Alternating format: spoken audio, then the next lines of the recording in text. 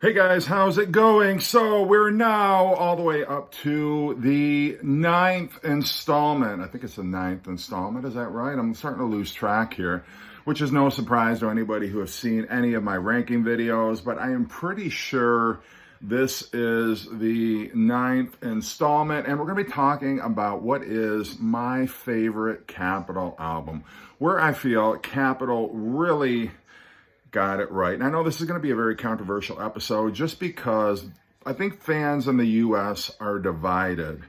Which version do you prefer? Do you prefer the Capitol Rubber Soul, which many of us grew up with, or do you feel the UK version is superior? And I'm going to say right off the bat, I understand the UK version of Rubber Soul is what the Beatles intended. But as far as a enjoyable listening experience, I'm a little bit prejudiced because I grew up listening to the Capitol version of Rubber Soul, which, as you know, has, I want to say it's a significant track listing difference, but I think the differences are enough that it pushes it over the edge for me, and it's a version that I do enjoy more. So I grew up with the Capitol albums. I did not until I think probably I was into my teenager years that I realized that Rubber Soul had an entirely different lineup. And I know for me it was when the UK albums were released on CD, and that was the only format. And looking at those UK albums and looking at the track listing and the order, I was really baffled because I couldn't understand how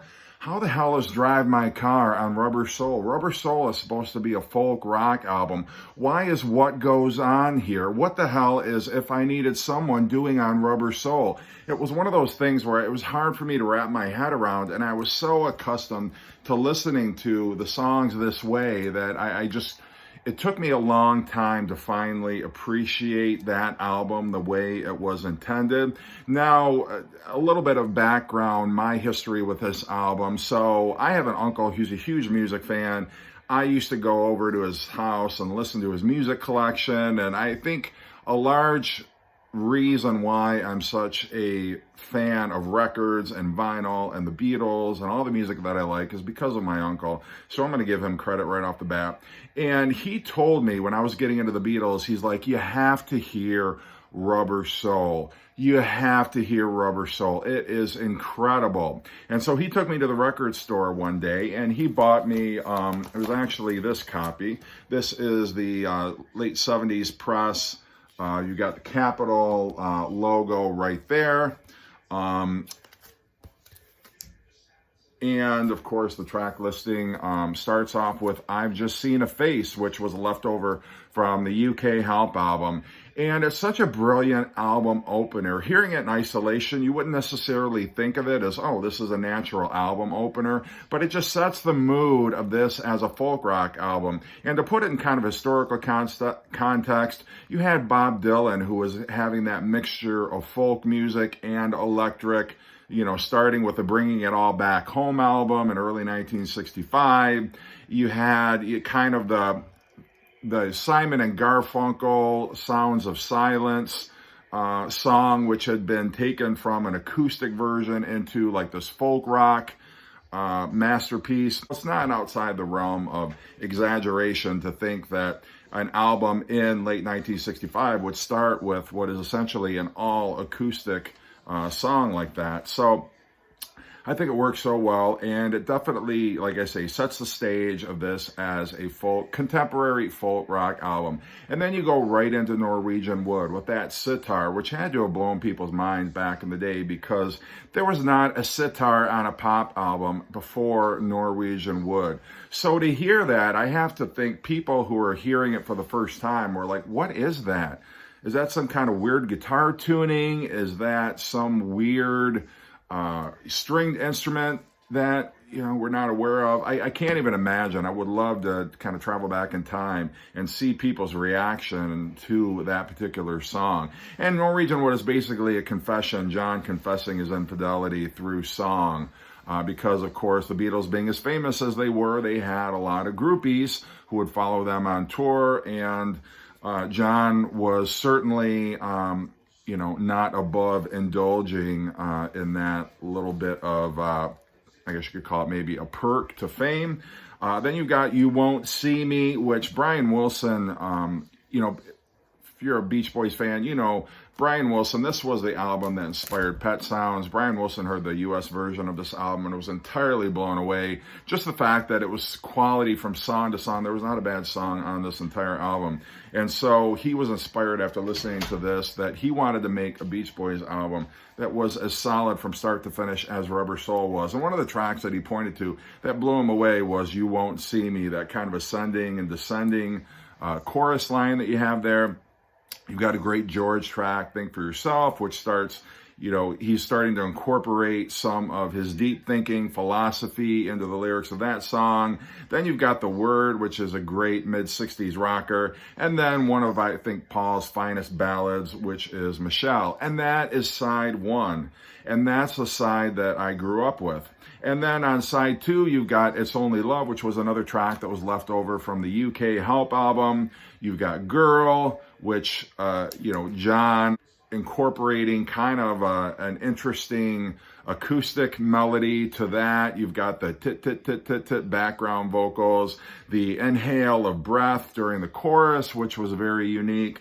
I'm Looking Through You with the false start. The false start is not on the UK album, as we all know, and so that's kind of a little added Easter egg here as part of this record. In My Life, of course, was an all-time classic. It had a little bit more weight or sentimentality to it after John was assassinated. You've got Wait. Wait was actually a song that was recorded during the sessions for the Help album. They didn't end up using it on Help. And so when they needed a 14th song for the UK Help album, they pulled it from the archives and they added some overdubbing to it and then put it out on the Help album. And then the last song on Rubber Soul was actually the first song that the Beatles recorded. And in his later years, John crapped all over the song. He said he was not a fan of it, didn't care for it. It has misogynistic lyrics, although the lyrics really have been borrowed. He borrowed the lyrics from a song that Elvis Presley would cover called Baby Let's Play House. And the lyric that he borrowed was, I'd rather see you dead, little girl, than to be with another man.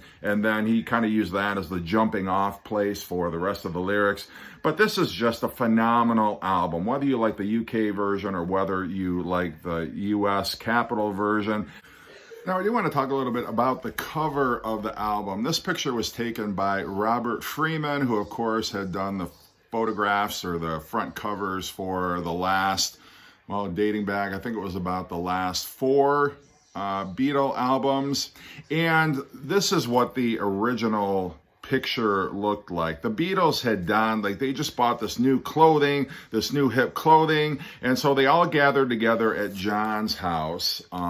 They were in John's backyard, and they took the photograph, and Robert Freeman set up a projector, and this is all in the Beatles anthology movie. This is not like some unique piece of knowledge that no Beatle fan knows, but for those of you who don't know, he set up the different photographs that he'd taken from that session, and as he was setting it up, he was projecting it like on the wall, like this is the exact size that the album cover would look like.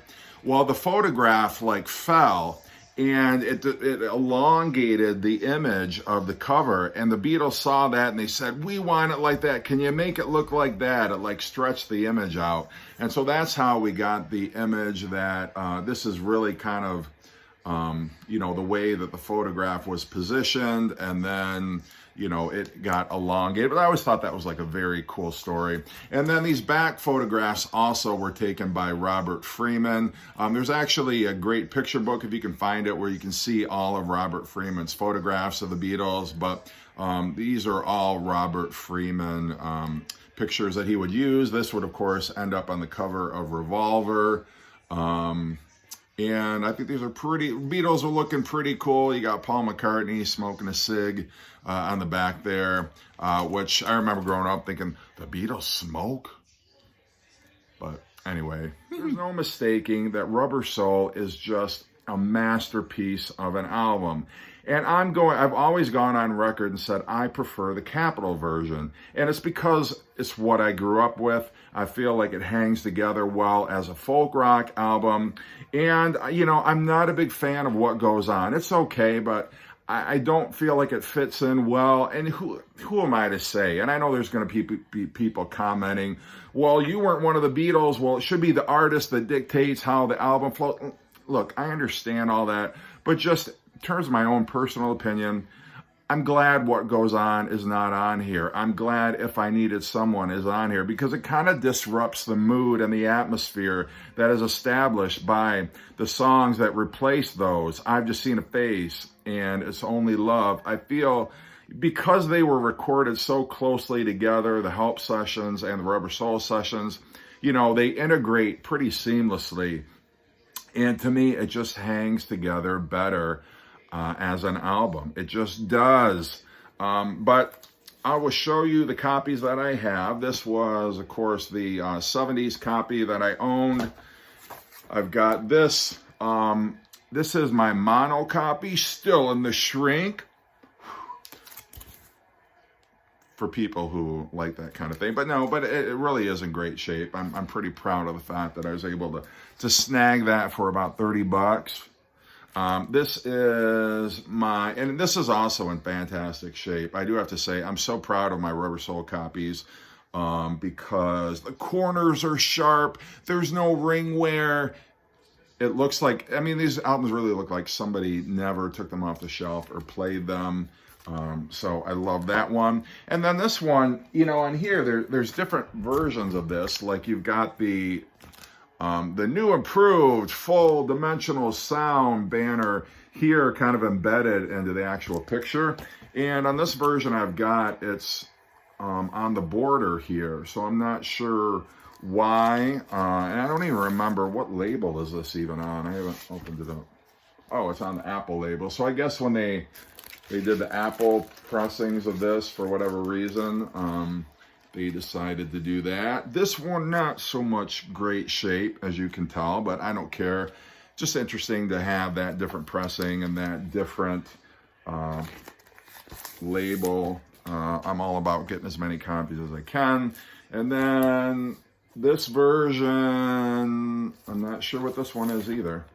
And this has got more a matte finish to it as well. I don't know if you can pick that up on the camera, but it looks different from any of the other copies that I have. Yeah, the finish is definitely different, so I'm not sure why that is. And can you tell I don't look at these albums very much? Okay, this is on the lime green Capitol label. I knew there was a reason I had this copy. And one of the things that I try to do, because I am a freak, is I try to get all the different Capitol pressings. So I'm still on the lookout for an orange label, Capitol pressing. I've already got both the rainbow copies, so I'm pretty good there, but I wouldn't mind getting an 80s rainbow label copy as well. So anyway, this is the cassette version, which, I'm not sure why they did this, but they cut out the photo of the Beatles and then plastered it on this pea green background. And like I said, the 8-track looks exactly like that too. And here's a song selection on here. Let's see if it's any different. It's not any different, so that's pretty cool. On most of the Beatles cassettes, the track listing is different, but they preserved it on this cassette. One of the few cassettes where you don't have a different track order. So yeah, anyway, that is Rubber Soul. And, Rubber Soul, of course, the tracks that were left off, Drive My Car, What Goes On, If I Needed Someone. Capitol kept those off the album because they knew at some point they were going to assemble another album. And back in the day, there was this expectation that bands would come out with at least 2 albums a year. And in the case of the Beatles, who were very popular, who were making a lot of money for Capitol Records, they wanted to keep churning out the product because they knew people were going to buy it. So there was no telling how long it was going to take for the Beatles to get back into the studio. And 1966 was a very interesting year for the Beatles because up to that point, the Beatles had established this schedule whereby They would film a movie at the beginning of the year, and they'd put an album out in the springtime or early summer. And then they would tour during the spring and the summer into the fall. And then in the fall, they would start recording the Christmas album, whatever album was going to be out for the Christmas market. And then Capitol knew that they had that's what they came to expect. And so they could just pull from whatever studio albums the Beatles were releasing in the UK. So the Beatles did that in 1964. They repeated that pattern in 1965, and there was every expectation that the Beatles were going to repeat that same schedule in 1966. They were under contract to United Artists Record. They owed them a third film because they had a 3-picture contract, but the problem was the Beatles could never agree on a third script. They had a script for, and this is unbelievable to me, but it's true, the scripts that had been submitted to the Beatles for their third movie were The Three Musketeers, an adaptation of that. Lord of the Rings. There was a movie script called Up Against It, which was submitted, which was going to be very racy, nothing like the family-friendly films A Hard Day's Night and Help had been. There was going to be like some sexual exploits. It was going to be very cutting edge if the Beatles had gone with that script. And then there was it was a Western movie that had been submitted to the Beatles called A Kind of Loving. A Talent for Loving, you idiot. Not a kind of loving, a talent for loving.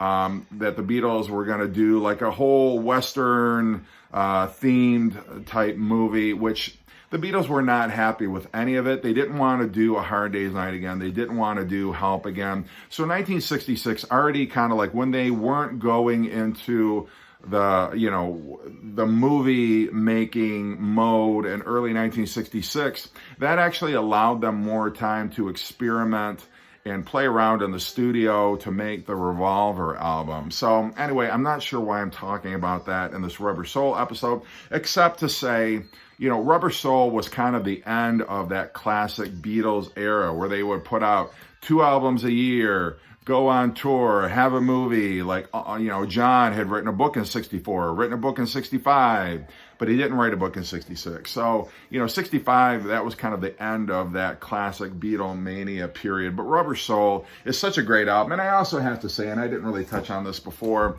for whatever reason, the color scheme between the 2 covers is very different. And it's probably better if I pull out the CD versions by way of comparison. So this was the UK version where it's got this orangish and it's got a little brighter color tint to it. And then the US version, it's got this pea green, Rubber Soul is written in this pea green color. And then it's, I don't know how to explain the 2 different color schemes, but nonetheless, anyway, that's my deep dive. I hope you all had a great holiday. I hope you're continuing to enjoy this series, and everybody take care.